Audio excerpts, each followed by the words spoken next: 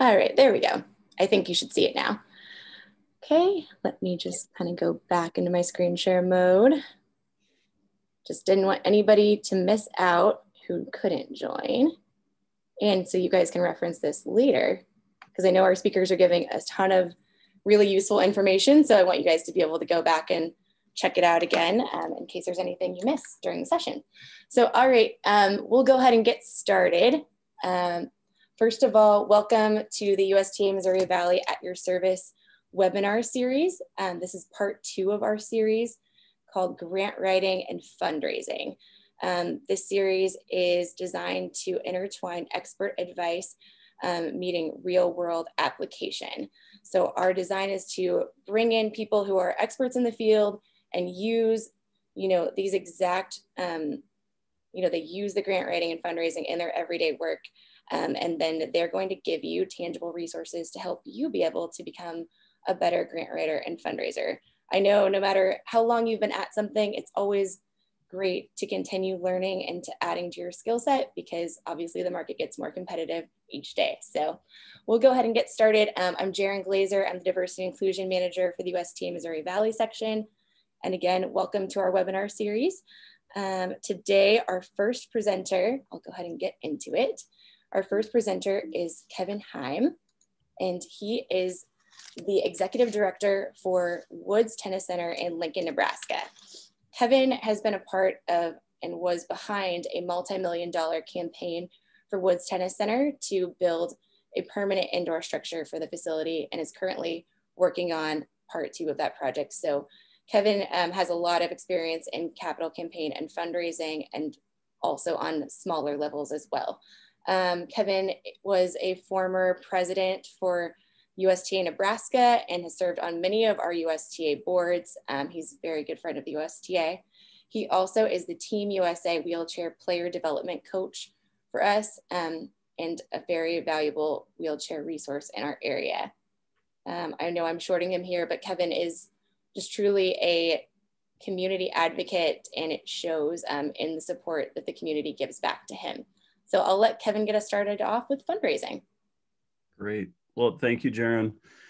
And thanks for everybody joining in today. And hopefully those that are watching this later on the recording, we appreciate the opportunity to be able to share our stories. And mine's probably more of a story. We were talking about this in the prep, and Marquita, who will be coming up later, she'll get you a lot of the nuts and bolts about how this really takes shape.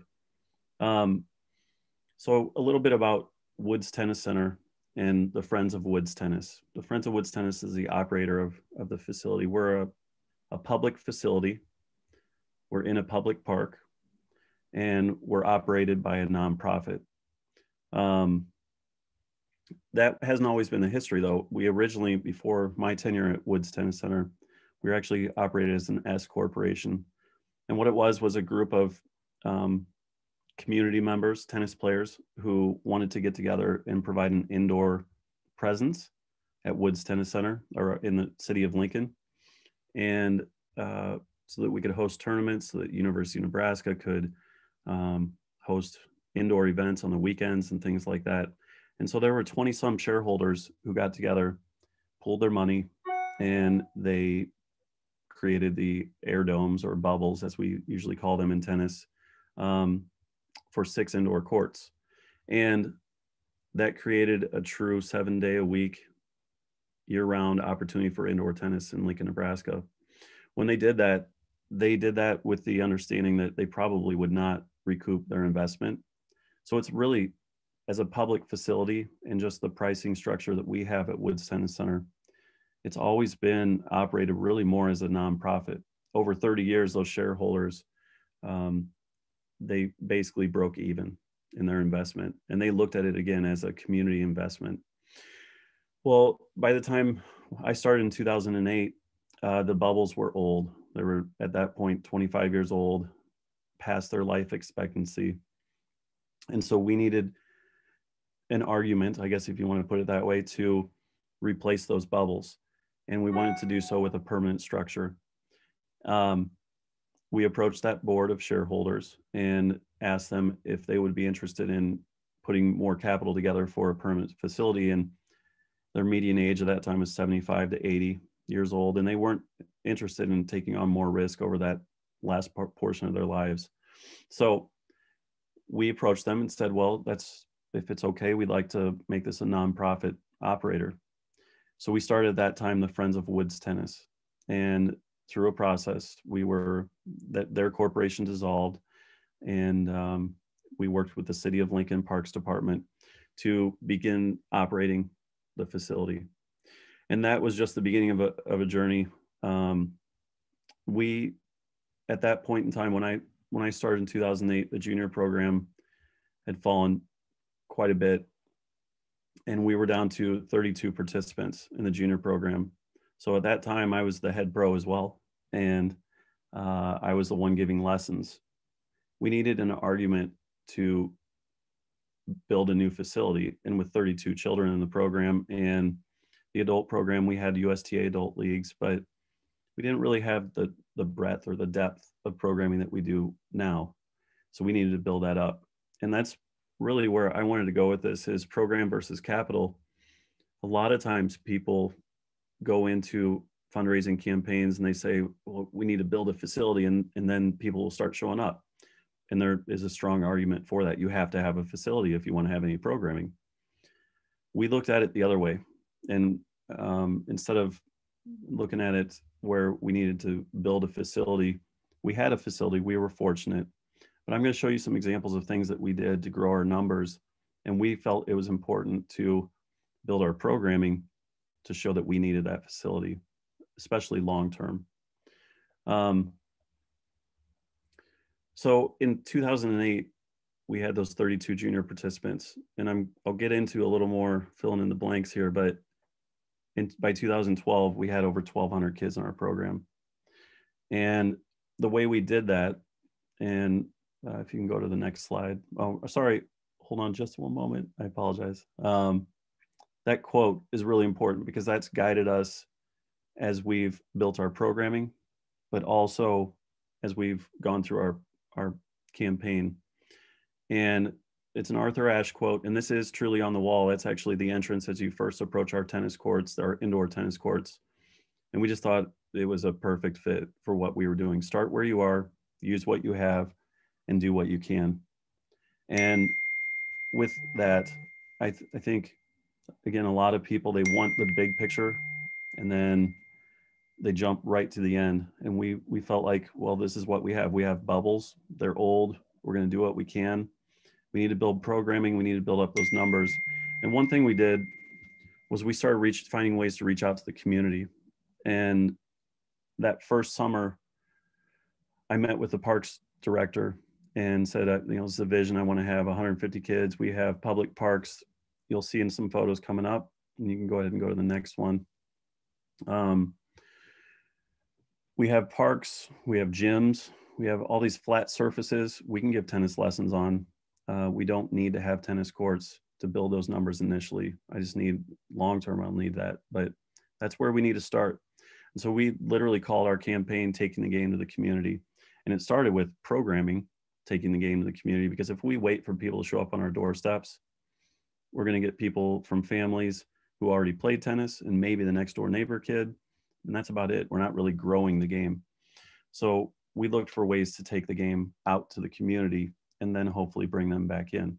So that was the name of our program, and it actually extended into our capital campaign. We called it Taking the Game to the Community. We now serve over 2,000 kids a year. But the way that worked was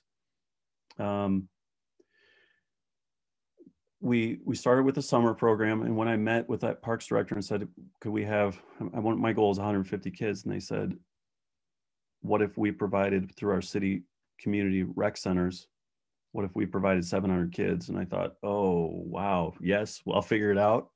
In the first summer, we had high school kids that many of them hadn't really even had many lessons or anything, but we had a lot of high school and college kids teaching lessons and going out, and that immediately built our program to a level where I could go out and start telling people, look, we have over 1,200 kids. It garnered interest in our program. And even though we had all of those numbers primarily outside of the facility, started growing the numbers inside the facility as well. So then we started to build an argument for how can we need to replace these bubbles. After that was a summer program. It was great, but those kids, they didn't really have a means, all of them, to continue throughout the school year. So then we started connecting with the schools. And in Lincoln, we're fortunate we have after school programming, they call it here the community learning centers. And those are primarily Title I schools. Over 86% of the children are on free and reduced lunch programming. But a lot of them were in our summer city rec programs. So again, we had a way to try and tie them together. And now we're providing once a week or twice a week programming for kids year round. From that, then we started looking for ways to get those kids, once they got past the point where the picture is that you see here, and you can go to the next slide, Jaron. The indoor was the community learning center when we're working with kids at during the school year, and it's indoors in winter weather. And then this is the city rec centers. And you can see just flat playground, parks. Our public parks in Lincoln, other than our facility, are the concrete courts with the yellow lines. And so once they get past a certain stage, for us, it's the orange ball. Then we bring them to woods, and that feeds into our program. Along with that, then we have challenges, and we're always looking for ways to eliminate barriers. So we looked at program funding. How can we help these kids? They don't have rackets, they don't have the equipment, and some of them don't have transportation, and they can't afford the lessons. So we started a scholarship program, and with that scholarship program, then what we do is we have 40%. They can get up to 40% of their lessons paid for through scholarship. Some people still have hardships after that. Some people, there's always a special circumstance, extenuating condition, and both parents lost their jobs. Mom's been sick. We have a lot of examples of people with medical bills and things like that. And so we look for sponsorships, and that comes from our adult population at Woods Tennis Center and the relationships that we've built over time with that. So again, going back to my theme of creating community and how that leads into this funding of a capital campaign. So we've done a lot of little things along the way to build up the numbers. And part of that, I guess another piece is rackets. With the community program, we actually give kids the opportunity to buy those rackets. They can use them for the session. And if they have exemplary participation in attendance, then we'll sell those rackets to them for $5. And again, if they can't find a way to make that meet, then we'll figure that out for them. We've given out over 3,800 rackets since 2008 to kids that either can't afford their own or first-time players. So a lot of this is relationship building. What we've seen now is at Woods, we've gone from those 32 kids when I first started, and every session now we have over 300 kids that participate in a session at Woods, and our sessions are typically 6 to 8 weeks long. Next slide. So building blocks, creating a call to action. What you see in the picture there is when we're hosting, I believe that's the state tournament, and we have a plaza area out front. It's a really pretty park. And we're able to bring people in. We're now building the community outside of the regular tennis participants, and we're bringing people in from out. Our business, community, and fundraising campaign models are all tied together. I think this is the next slide too, Sharon. Yeah. They're all tied together. Our belief is that our programming should be all-encompassing. It should be comprehensive and inclusive. And we carry that forth into our fundraising campaign for our capital campaign. When I say that from a business model, it's really important to us that we have every piece. If we just have focus on juniors and a new facility is built in town, or John McEnroe comes in and starts his own tennis academy in Lincoln, Nebraska, and all the kids decide to leave, how am I going to sustain? So it's important to us that we offer a comprehensive program, and that helps us to stand out, because a lot of facilities they just focus on one or a couple things, but not necessarily all of them. And I'm not saying that across the board, but that's really what helps us to sustain our business. So we provide wheelchair, Special Olympics, autism, seniors, low income, junior and adult leagues, lessons and tourneys. We have socials, and we don't just have the recreational program. We have a high performance program as well, where kids, we actually have, just last year, we had 14 kids that went on to earn college scholarships at all levels, not just Division I, but all levels. So we like to say that we have literally 4-year-olds, and we've had as old as 93-year-olds. And the 93-year-old is a good story. Actually started playing tennis when he's 88. So for those people on this call that are not tennis players or say you can't pick it up, you definitely can. And he joined our senior leagues and played with the 70-year-old kids, as he said. But we're not just a country club. It's not just for those people. We're not just for free and reduced lunch. We're not just juniors, not just adults. It's truly for everyone. And our belief is it's truly a community center. We like to call ourselves Woods Tennis Center is the YMCA of country club sports, because we do have everybody there. Next slide, please. So the last slide and this one, the pictures in the last one were actually from our turkey fundraiser. And what we do is once a year, we have an annual fundraiser where that money goes towards scholarships and the free rackets that we talked about. It's a play component where we have juniors that represent each of the schools, and we have teaching pros from each of the facilities and high school and college coaches as well. So we truly make it a community all-inclusive event. And they play with each other in a round robin format. Afterwards, we have a turkey feast, and all of that meal is prepared by patrons and donated by businesses. And we raise $20,000 a year from that. And it's important to us, again, we call it a fundraiser as much as we call it a fundraiser. So I think sustainability moving forward, we're getting ready for another capital campaign. The last one was 6.3 million, and that included an endowment. I think that's an important piece, is having an endowment if at all possible. That's important to donors these days, especially at the higher end. And our next capital campaign will be for 4 more additional courts and some off-court amenities. So we're looking at things like, how can we bring in more revenue? Not just from tennis. We're going to be landlocked and limited at that in some point in time if we continue to grow. So we're looking at things like retail and a lounge space, concessions, things like that.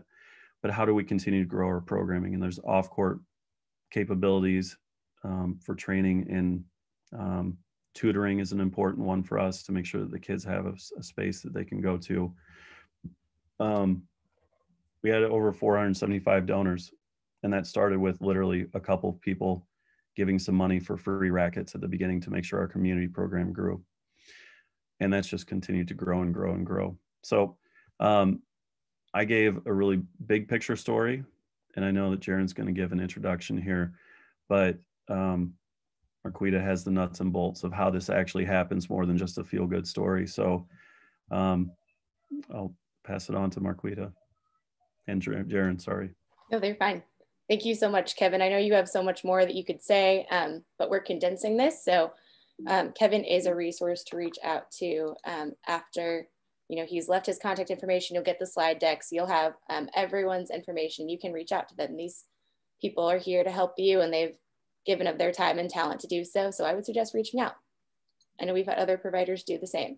Okay, I'm very excited to introduce our second speaker of the day, and she is truly amazing. I got to meet her because of this speaking engagement, but I truly believe I will be working with her a lot now that I know her. Marquita Finley has been in the nonprofit sector for over 20 years.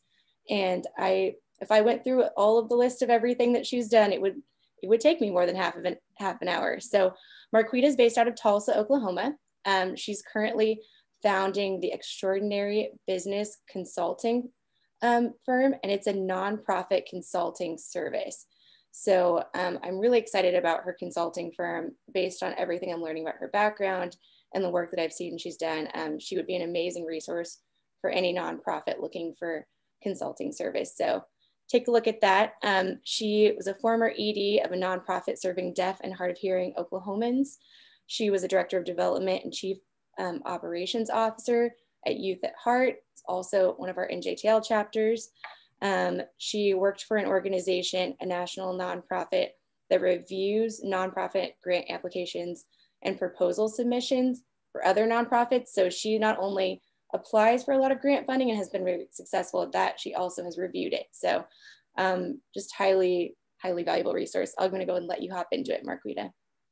Thank you. Thank you so much. Kevin's presentation was amazing.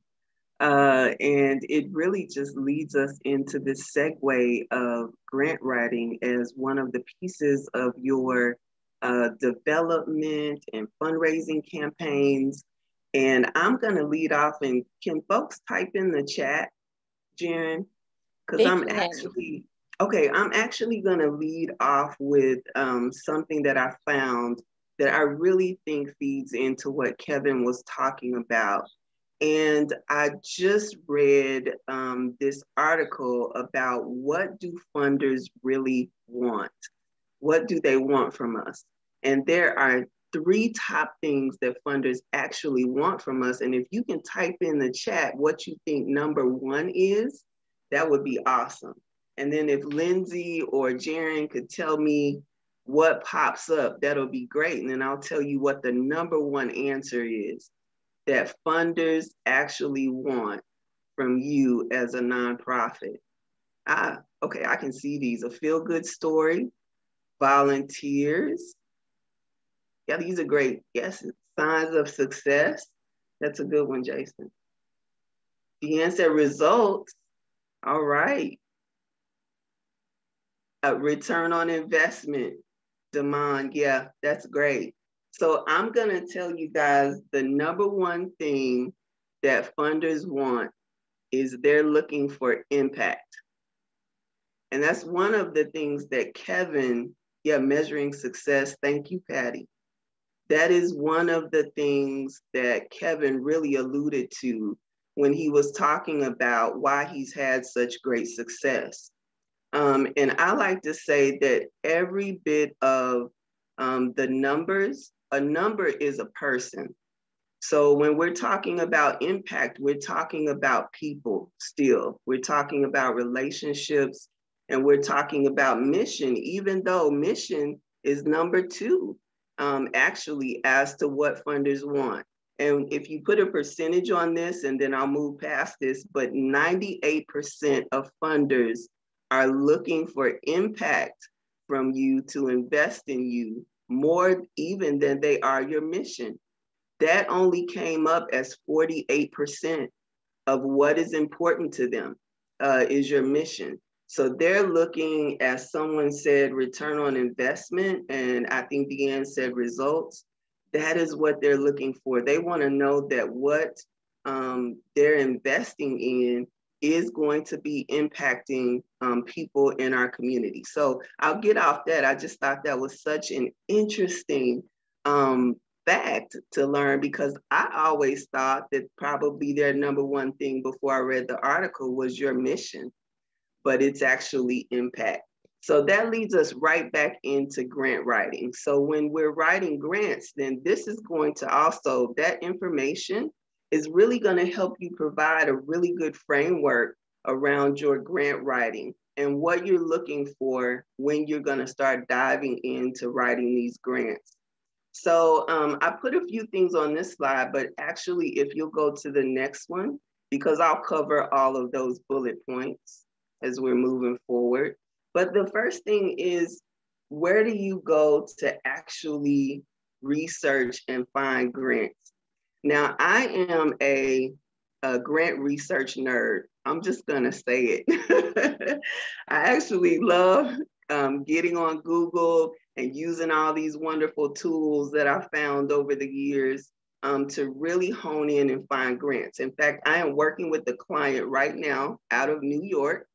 And when I put in all the parameters, because I am using Instrumental right now, which is the first tool that you see, when I put in all the parameters for this particular organization, over 200 potential grant applications, foundations came up that they could apply for.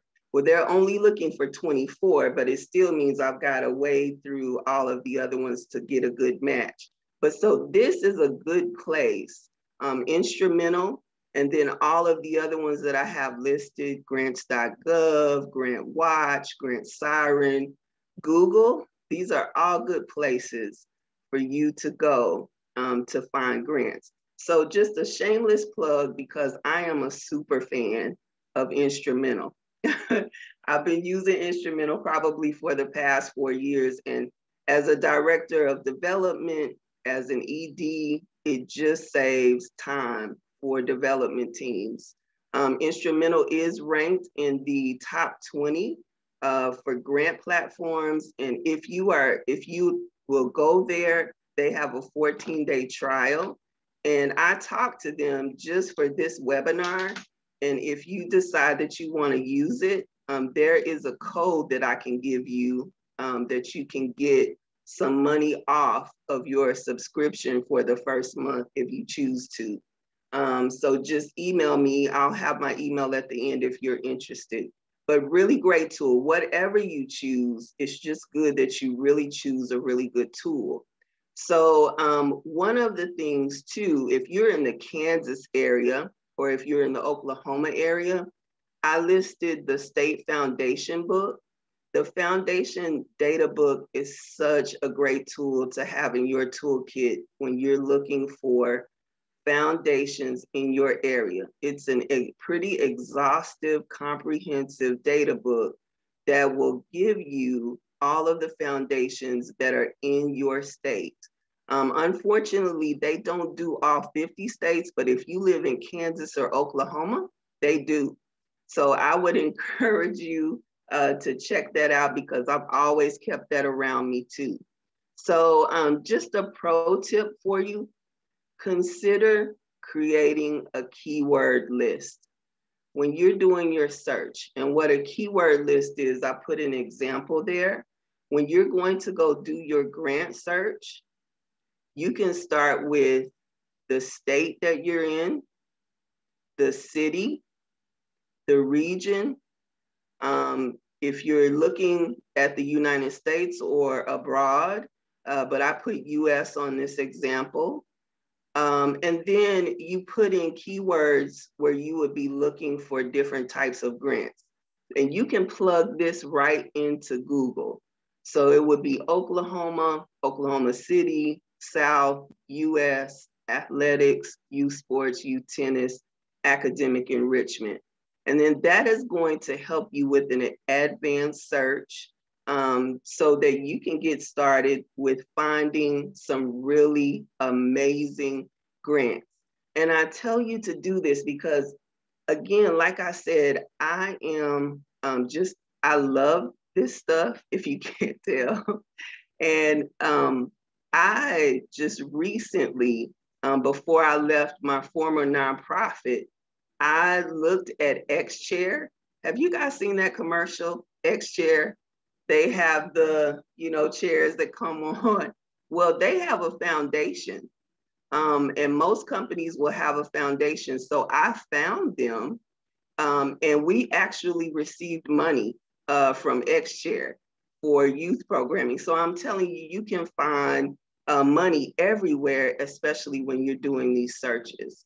So another pro tip for you is, after you research the grant, after you find grants, is to create a grants calendar to help you review upcoming grants, to help you see how you and your team need to manage your time. But having a grants calendar is absolutely amazing.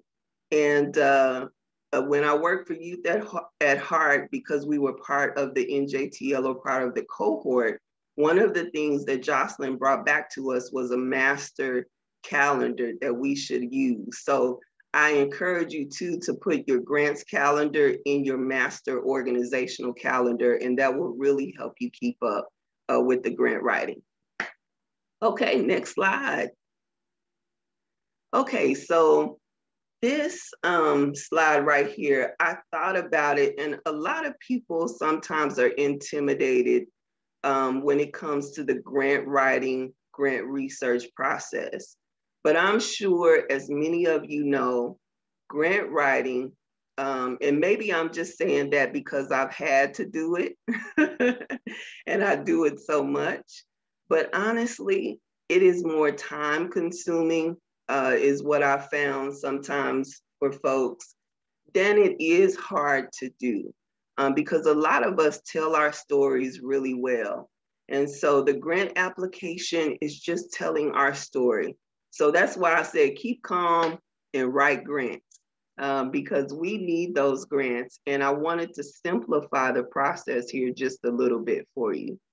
So writing grants, remember that it's a long game with a big win. I work with a lot of clients that, and as an independent contractor, I worked with a lot of clients, and everybody wants to go for a grant, but you have to be sure that you're grant ready. And you have to remember that that grant is not going to be, it is one piece of a puzzle, or it is one piece of your system or process in winning money for your organization. So again, think of it as a long game that's gonna serve you with a big win for your mission. So what not to do, don't panic, because you got this. All of you are doing amazing work. So just take it one grant at a time and build in time for practice. I put that in there because there are some grants that I knew we may not get the first time around as an organization, but I also knew that it might take that first cycle of me applying to get used to the foundation, to what they were wanting, and also to what they were expecting in the grant application. But when it came around the second time, I was much better equipped, and so was the team, to give them information that they wanted. So maybe we didn't get it the first time, but we did get it the second and the third time around. So what I want to tell you is you can measure this, because it's going to take practice, just like what we're doing in tennis. And then if you don't have time, I really have seen a lot more organizations outsourcing. Hire a grant writer, hire someone that you trust, hire someone that can come in and really build and grow and enhance your development efforts in your team. So another important tip, and I know that Kevin said this, relationship matters. Establish and steward relationships with foundation representatives.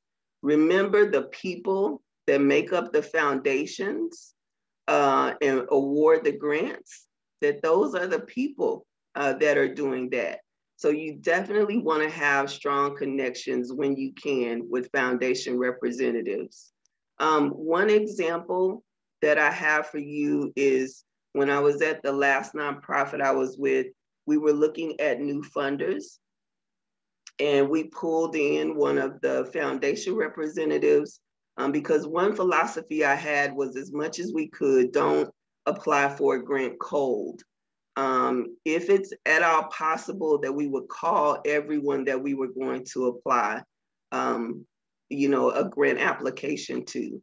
So we called this major foundation, and the foundation rep gave us the most amazing advice on whether or not we should move forward, on what would be a good fit, and what would not. And she just really talked us through the process. So you really want to keep those relationships with foundations strong, because they can help you navigate through the process really, really well.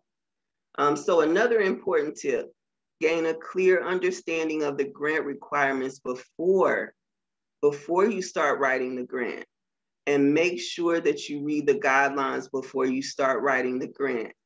I have known, I'm not going to read all of that, but I have known organizations and some foundations that they have actually said that if the grant application does not come in complete because it is so competitive, that they will not review your grant application.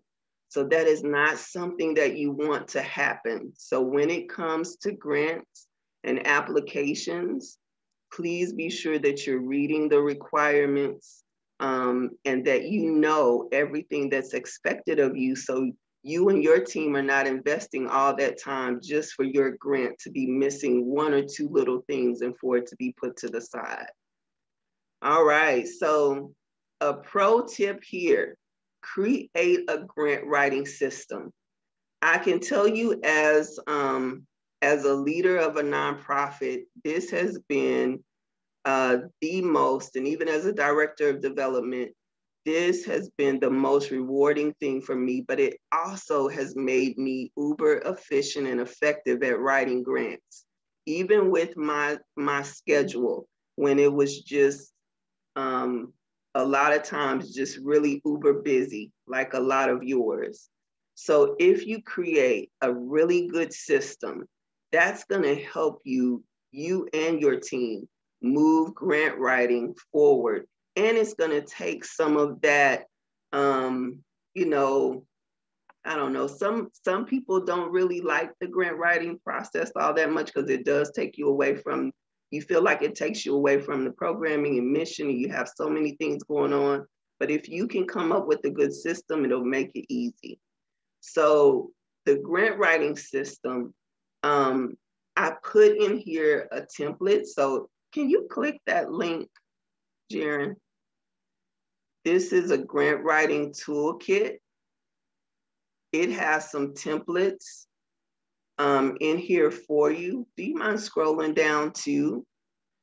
I love templates because I feel like it just helps your work go a lot faster.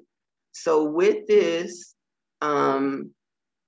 particular template, you get a grant tracking template that's already built out for you that you can modify, but you also can create a master documents list. And I really encourage you to do that. What else is in this template right here? And do you mind going down or going up maybe? There's a couple of letters that are in here as well. One thing that is part of the grant writing process, as much as it is relationship, it is also stewardship. So there is stewardship built into your grant writing process. And one of the things that we have in here is that there's a letter so that if you're declined, you send out a thank you letter. And there's a letter that you can use in here. And Jaren, this is a lot of stuff to go through, but I do encourage you when you guys have time to go through it. But there's also a template that if you receive the award, there's a template in here that you can tweak and send out a letter thanking the foundation for their award. All right, awesome. So create a master grants folder that contains all of the documents that you'll need, the 501c3 determination letter, a board roster, financial statements, et cetera, and then create a master narrative for your organization, your programs and projects, and then create master outcomes, because we said impact is important. Create a master project budgets, create a master sustainability plan. This is one thing I did want to say. I did not put it in here, but if it's something that you're wanting, I have sustainability statements that you can use and modify, because that sustainability statement or plan that you have is very important to funders.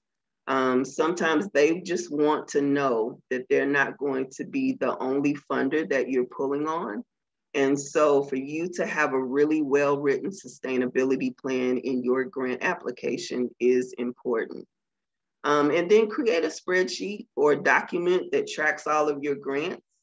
And one of the tips I put in there is I would always use my electronic calendar with our team, and I would read over all of the grant requirements and then go back to the calendar, and I would put in dates that were important, grant reporting, requirement dates, deadlines, etc.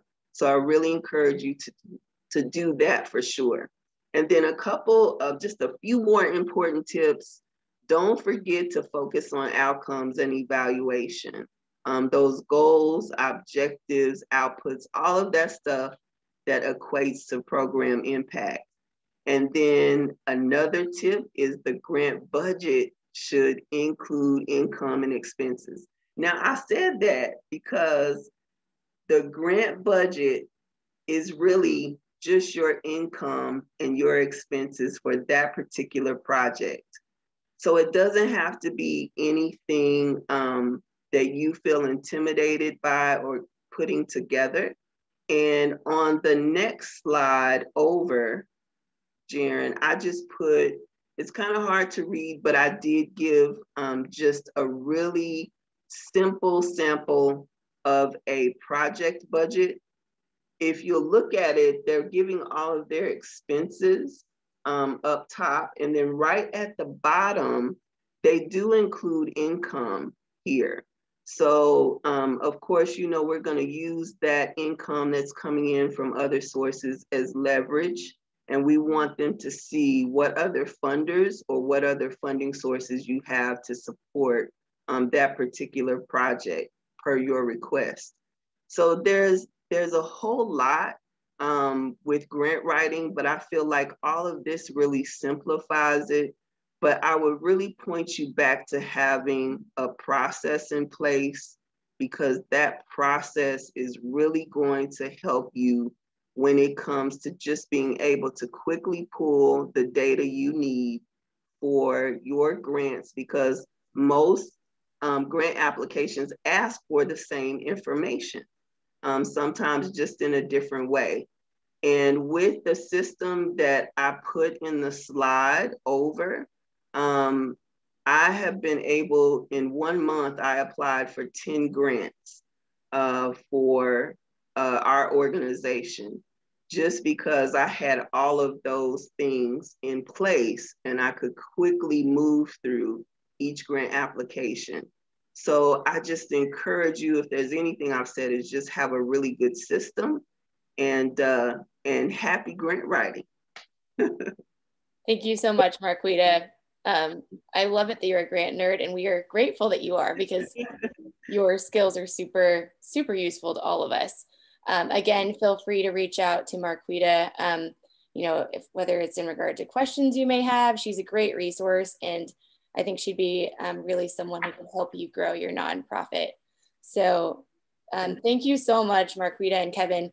Both of you have just been incredible speakers and resources. To be able to have people like this give of their time and talent is truly a gift from them to us. So I just thank you both so much for your time today and for your expertise. Everyone who's watching this webinar and has signed up will have access to this recording, as well as the slide deck and the resources that Marquita and Kevin have offered to you. I suggest you take a look at all of those. I will highlight that we do have another session coming up in March. It's on partnerships and engagement. And we will have Jacqueline Buck-Horton of Sterling Bank there, as well as James Timberlake of Santa Fe Family Life Center. So 2 other more really strong speakers. And that'll again be at noon on the 26th of March. Thank you guys so much. Thank you so much for everyone for your time today, and happy Friday. Bye, everyone.